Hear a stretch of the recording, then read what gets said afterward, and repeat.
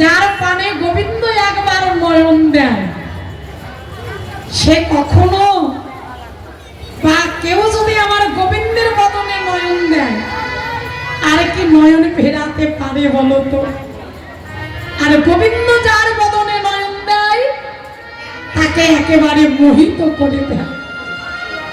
সে ঘরের কথা ভুলে যায়, আপন স্বজন ভাই বন্ধু সকলের কথা ভুলে গিয়ে গোবিন্দের ওই রূপে মোহিত হয়ে জনমের মতো গোবিন্দের চরণে বিকায়ে যায়।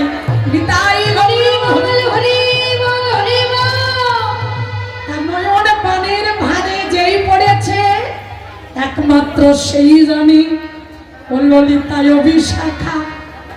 কি বলবো গোবিন্দ রূপের কথা, ওই রূপে দর্শনে করতে করতে আরো দেখলাম কি জানিস, বা ধরি বন্ধু পা ধরে মা খাল,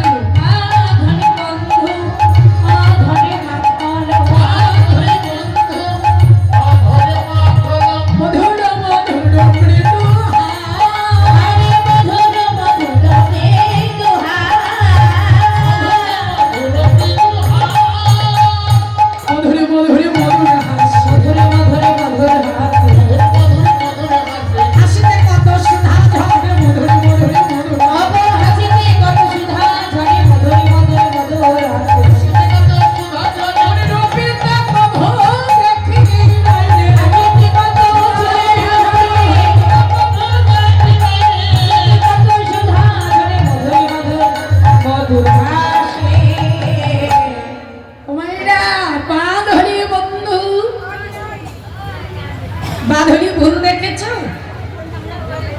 যারা দেখেছো তারা জানো এই বান্দলি ভুলটা রংটা কেমন। কি গো বান্দলি ভুল দেখেছো রংটা কেমন বলো তো? এই যে আমার পেছন দিকে মাইরা, তোমরা দেখেছো বান্দলি ভুল? এখন তো নেটের যুগ, একটু সাজ করে দেখো ওই বান্দলি ভুলটা দেখতে লাল টকটক। এখানে বান্দলি ভুলটি কোথায়?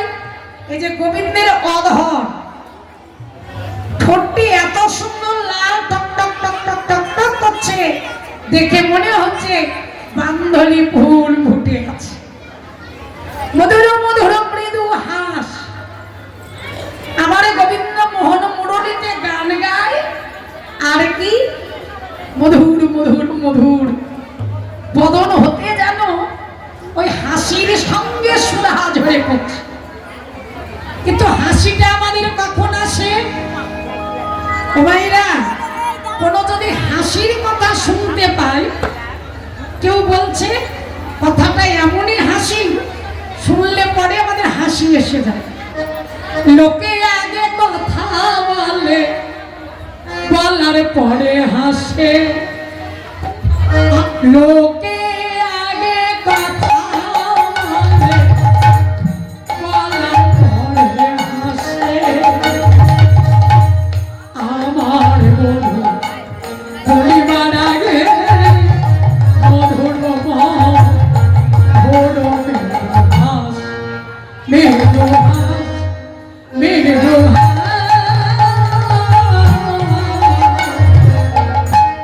লোকে আগে কথা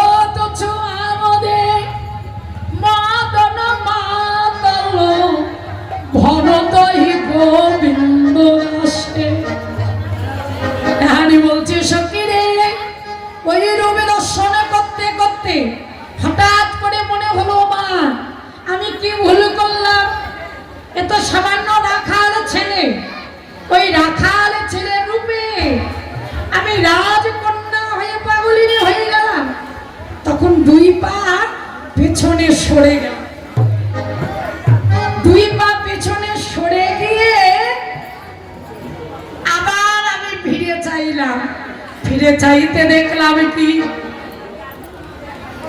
যছো মদন মোহিত মাতল, যেই মদন সকলকে মোহিত করে, সেই মদন কত জোর করে বলে গোবিন্দ তোমার ওই রূপে দর্শন করিতে করিতে আমি তোমার রূপে পাগল হয়েছি, তাই জনমের মতো তোমার চরণে নিজেকে সঁপে দিলাম। তখন আমার মনে হলো যেই মদন মোহিত হয়ে যায়, তবে তো আমি রূপে ভুলে কিছু ভুল করিনি। তখন পুনরায় নয়ন ভরে রূপ দর্শন করতে লাগলাম।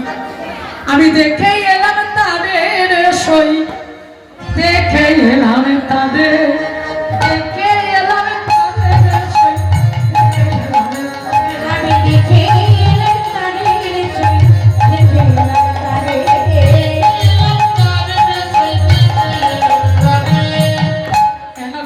অঙ্গে এতই নয়নে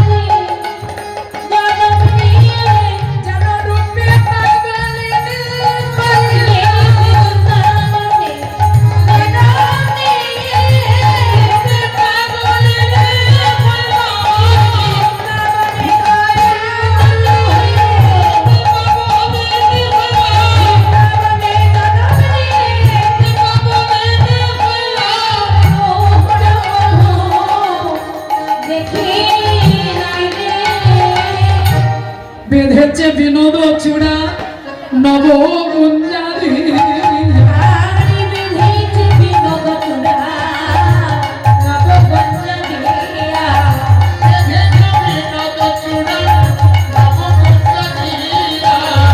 ওপরে ময়ূরের পাখা বামে হেলাইয়া, ওরে ময়ূরের পাখা বামে ফেলাইয়া,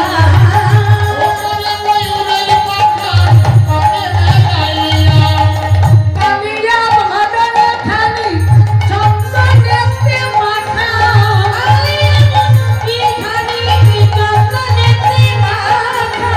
আমা হইতে জাতি কুল নাহি গেল রাখা,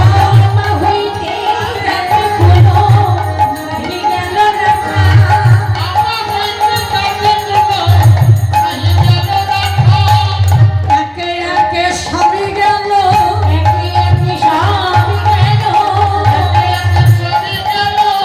জাতি কুল মানে একে একে সবই গেল,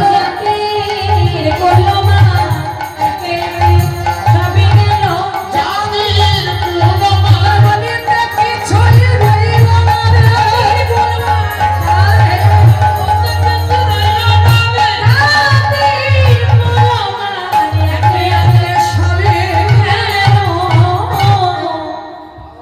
বেঁধেছে মোহন চূড়া নবগুঞ্জা দিয়া, মাথায় মোহন চূড়া, তার উপরে ময়ূরের পাখা। দেখলাম চূড়াটা বামে হেলে আছে। বামে হেলে থাকার কারণ মা, কেননা গোবিন্দের চরণের নুপুর। একদিন চূড়াকে লক্ষ্য করে বেজে উঠল, জিতং জিতং জিতং, জিতেছি জিতেছি জিতেছি, আমি গোবিন্দের সেই চরণে জিতেছি। ও চূড়া, তুই মাথায় থেকে কি পেলি বলতো? আর আমি স্বয়ং গোবিন্দের চরণে লাভ করলাম। তখন মোহন চূড়া কেঁদে কেঁদে বললেন, নুপুর তুই তো গোবিন্দের চরণে পেয়েছিস, এই দেখ আজ হতে আমি বামে হেলে রইলাম। আমার গোবিন্দ যখন নেচে নেচে বৃন্দাবনের পথ দিয়ে যাবে, তুই কৃপা করে গোবিন্দের ওই চরণের ধুলি একবার কৃপা করে উড়াইয়ে দিস রে।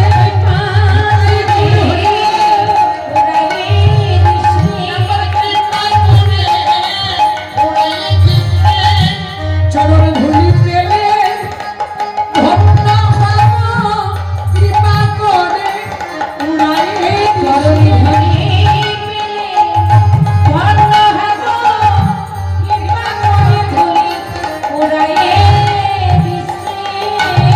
এই দেখ আমি বামে হেলে রইলাম। সেই দিনে হতে চূড়া গোবিন্দের মস্তকে বামে হেলে থাকে। আর ওই কালিয়া মূরতি দর্শনে করিতে করিতে আমি যেন এতটাই বিবহার জাতি কুল মান সবই যেন আমার হারিয়ে গেল। মোহন মুরলী হাতে কদম বেহেল, মোহন মুরলী হাতে কদম বেহেল, দেখিয়া শ্যামের রূপী হলাম ছাত।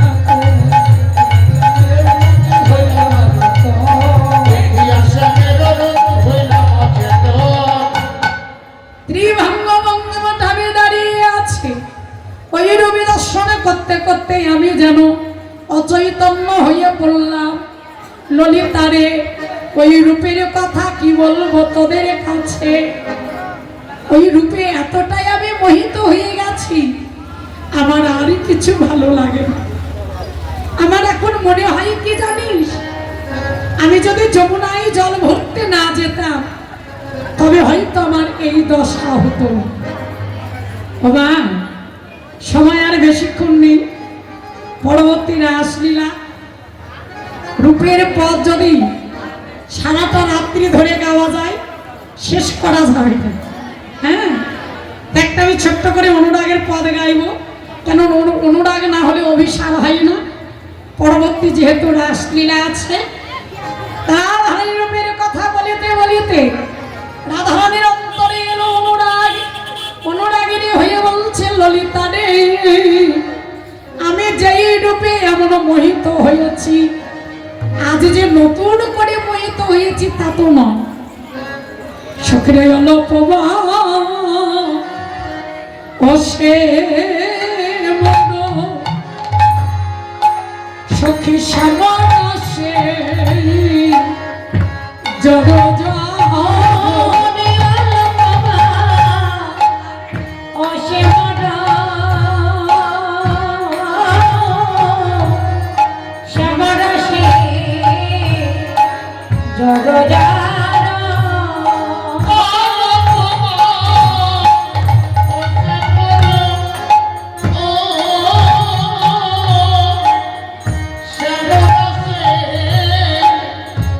Yeah.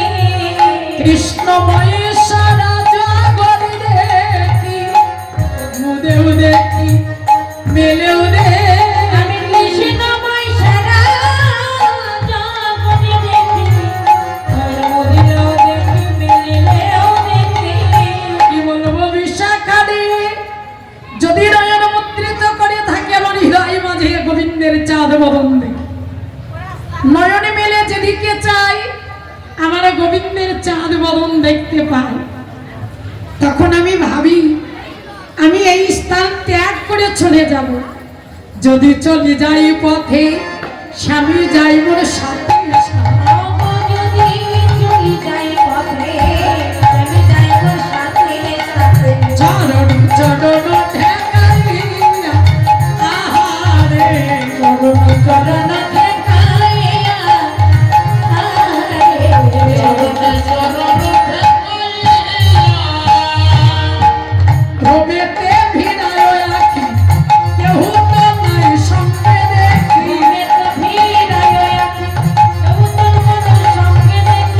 যেন পড়ে থাকি মুডছিয়া আহারে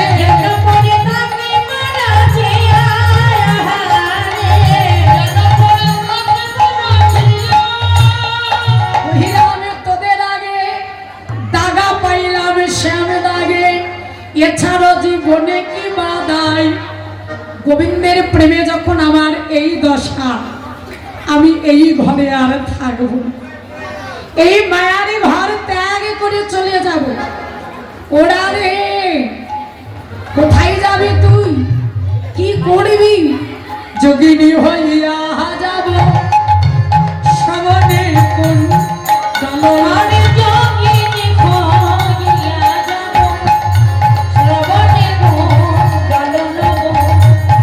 এছাড়াও গৃহ করিব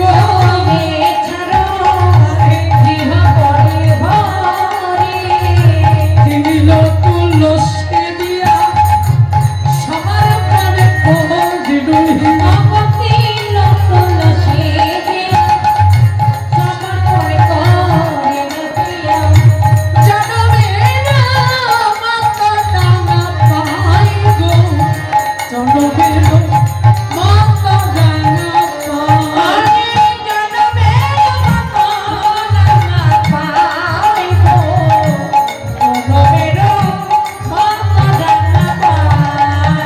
কৃষ্ণ নাম লব মুখে জন্ম যাবে সুখে, যদু কহে এই মঞ্চা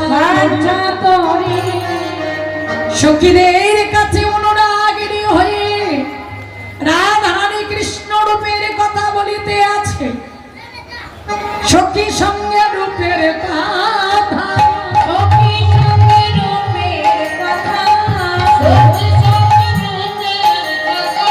হইতেছিল বসে,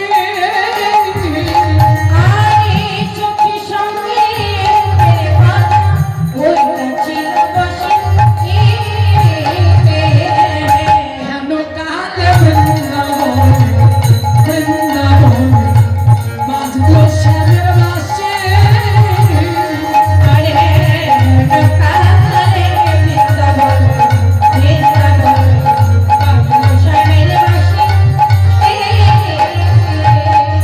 অভিসারের বাঁশি বেজে উঠে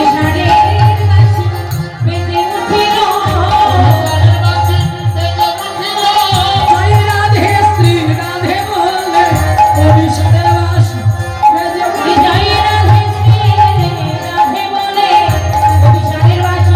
বেজে উঠে বাঁশি বাজে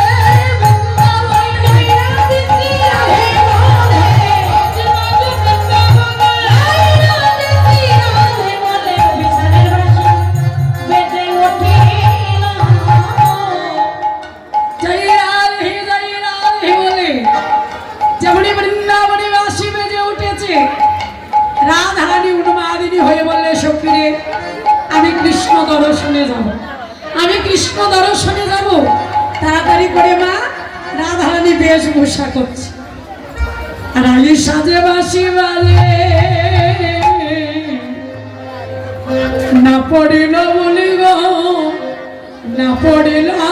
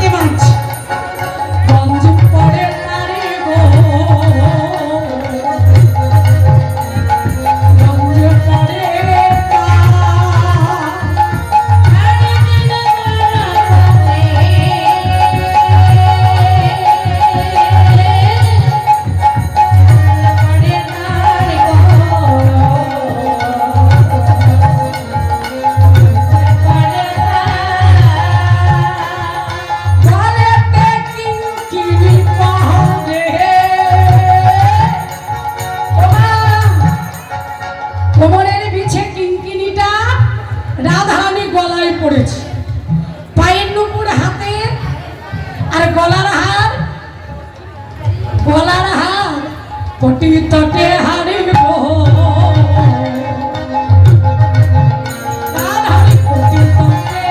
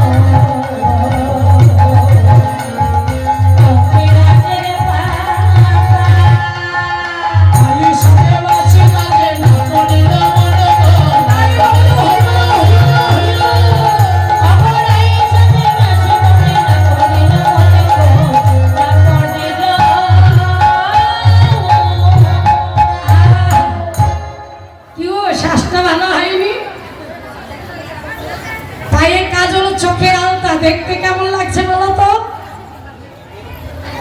চোখে যদি টানা টানা করে মোটা করে আলতা পরানো যায় কেমন লাগবে?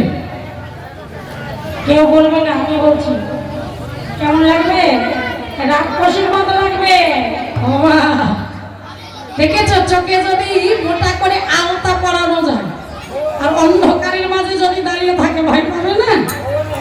একেবারে রাক্ষসীর মতো। এই সাজে তুই গোবিন্দের কাছে যাবি না রে? আই তোকে আমরা সাজিয়ে দিই। এই বলে সকলে সখী গণে যত করে গিয়েছে ঘোষারা মন্দিরে নিয়ে গিয়ে রাধারানীকে সাজাতে লাগলো। ললিতায় উল্লাসী প্রাণী সুবর্ণের চিরহীন